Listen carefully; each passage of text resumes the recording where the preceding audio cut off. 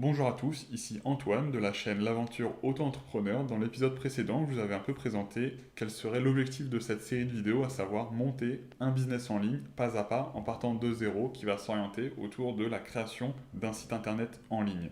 Dans l'épisode d'aujourd'hui, je vais vous expliquer et vous montrer tous les prérequis et toutes les conditions à remplir avant de se lancer dans ce genre de business. C'est parti. La première chose à savoir avant de se lancer dans un business en ligne ou n'importe quel autre business est d'obtenir le statut auto-entrepreneur. Alors tout ça se fait sur le site de l'URSSAF et c'est extrêmement simplifié. Pourquoi? Eh bien tout simplement c'est obligatoire d'un point de vue légal d'avoir une entreprise qui est déclarée avec un numéro de SIRET et SIREN pour pouvoir ensuite facturer et payer des impôts. Ce qui nous amène au point suivant, c'est les impôts parce que forcément si vous êtes déclaré vous allez être amené à payer des impôts sur ce que vous allez gagner et le statut d'auto-entrepreneur va vous permettre d'éditer et de générer des factures que vous allez envoyer à vos potentiels prospects et futurs clients pour bien sûr être payés par la suite. Alors petit conseil pour toutes les personnes ayant moins de 26 ans, faites une demande de l'ACRE, c'est tout simplement une aide à la création d'entreprise qui va vous permettre de payer moins d'impôts sur les premières années.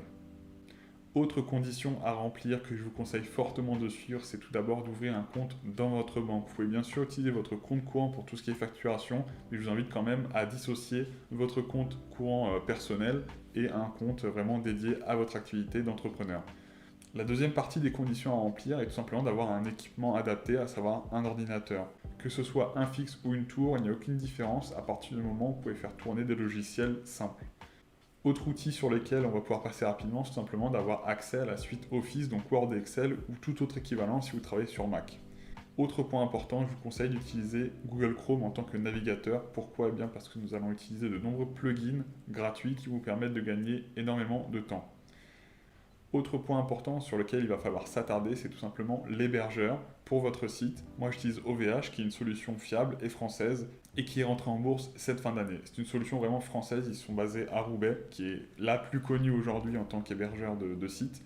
Et enfin, créer un mail dédié comme pour votre banque. Ce mail va vous servir à recevoir toutes les propositions commerciales que vous recevrez à l'avenir sur votre site.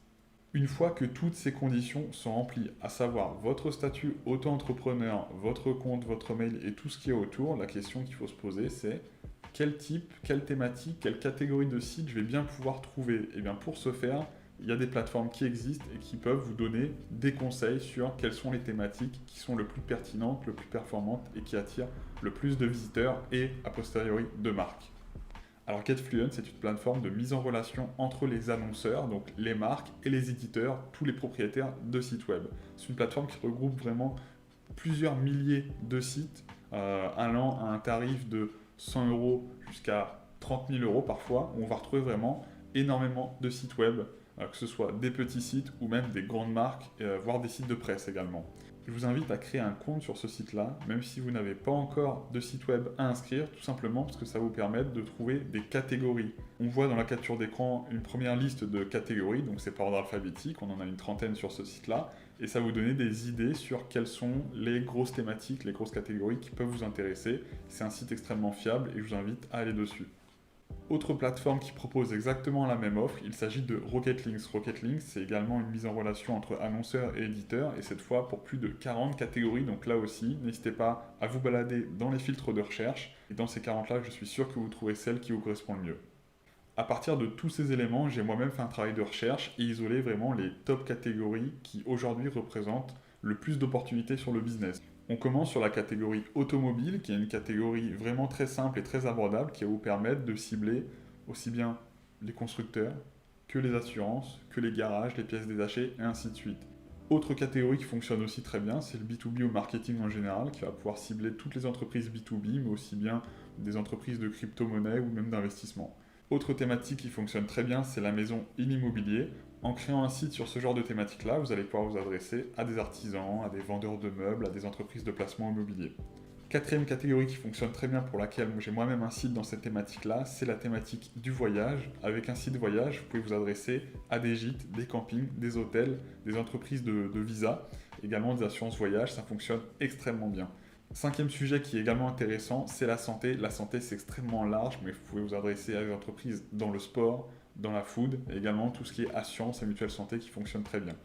Dernière catégorie qui fonctionne très bien, c'est tout ce qui va concerner la tech et high-tech, à savoir la technologie et les nouvelles technologies. Avec un blog de ce type-là, vous allez pouvoir vous adresser à des applications, donc tout ce qui est développeur d'applications. Vous allez également pouvoir vous adresser à tout ce qui est constructeur d'objets tech high-tech, donc que ce soit du téléphone, des micros, des enceintes, des casques. Là-dessus, c'est très très intéressant. Et également tout ce qui est revendeur, donc tout ce qui va être recyclage, reconditionnement de produits. Vous pouvez également vous adresser à ce genre d'entreprise. De mon côté, j'ai choisi un blog orienté entre marketing et tech. Donc ça va être un blog orienté web business pour lequel je vais essayer de traiter un maximum de sujets et je vous montrerai bien sûr en détail tous les dessous de ce site web.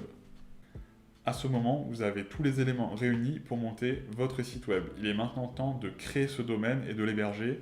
C'est sur OVH que ça va se passer. Donc j'ai tout simplement écrit dans Google OVH nom de domaine, je me rends sur le premier lien, et on arrive maintenant sur la plateforme d'OVH. C'est ici que vous allez créer votre nom de domaine, donc le nom de votre site, et le choix est extrêmement libre. Vous pouvez créer votre nom de domaine en fonction de la thématique, donc si c'est de la maison, vous pouvez l'appeler le blog maison, mon blog maison, astuce maison, guide de la maison. Vous pouvez également utiliser un nom, que ce soit le vôtre ou un surnom, comme les astuces de Marie, le blog de Caroline, les conseils d'Hervé. Le nom du domaine n'est pas le plus important lors de la création de votre site, c'est surtout l'extension de domaine, donc tout ce qui va arriver après le point, donc .com, .fr, ainsi de suite. Et je vous conseille vraiment de rester dans du basique, à savoir du .com ou du .fr. Je ne vous conseille pas forcément de tenter des extensions un peu plus exotiques, comme on peut le voir ici avec du .io, .tech, .dev. OVH propose également une extension moins chère de leur nom de domaine. Je vous conseille quand même de rester dans de l'extension classique, à savoir du .com et du .fr, et ce pour une seule raison, les marques qui vont vous trouver ont plus de confiance dans des domaines assez connus, donc .com et .fr. Je vais maintenant simuler une création de domaine et vous montrer comment ça se passe du début à la fin. Donc pour l'exemple, je vais appeler mon site astuce-antoine. Je vais rechercher les extensions disponibles, parce que certaines seront déjà prises. Donc nous avons Astuce Antoine qui est disponible sur un .com, je vais le prendre directement. Donc nous avons le domaine, on va continuer la commande. DNS Anycast, ça ne m'intéresse pas. Nous avons maintenant le nom de domaine. La deuxième étape consiste à ajouter un hébergement à ce site web, à savoir l'endroit où le site va être placé pendant toute sa durée de vie. OVH nous propose plusieurs offres, à savoir une offre à l'année de 35 € et une à 71. Pour le projet actuel, l'offre classique, donc la moins chère, l'offre perso est amplement suffisante. On verra par la suite que le site est optimisé pour du WordPress. Donc avec l'offre de bienvenue d'OVH, nous avons un total de 43 € pour la création du site.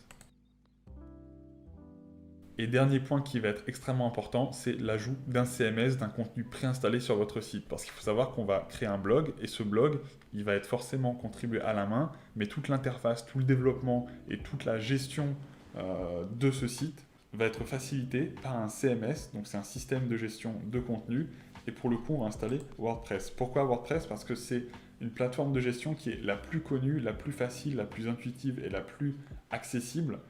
Comme je vous l'ai dit, ce projet ne s'adresse pas à des programmeurs ou à des développeurs, c'est accessible à tous. Et WordPress est une plateforme de gestion qui va vous permettre de faciliter grandement toutes vos actions sur votre site. WordPress n'est pas la seule plateforme qui existe, mais de toutes celles que j'ai pu tester, ça reste la plus simple et la plus facile pour lancer un site rapidement. Une fois le choix de WordPress terminé, je vous laisse bien entendu continuer la commande et passer au paiement. De mon côté, mon site est déjà prêt avec WordPress d'installer. J'ai fait exactement les mêmes étapes que vous et dans le prochain épisode, on se retrouve pour la configuration du site sous WordPress. À très vite.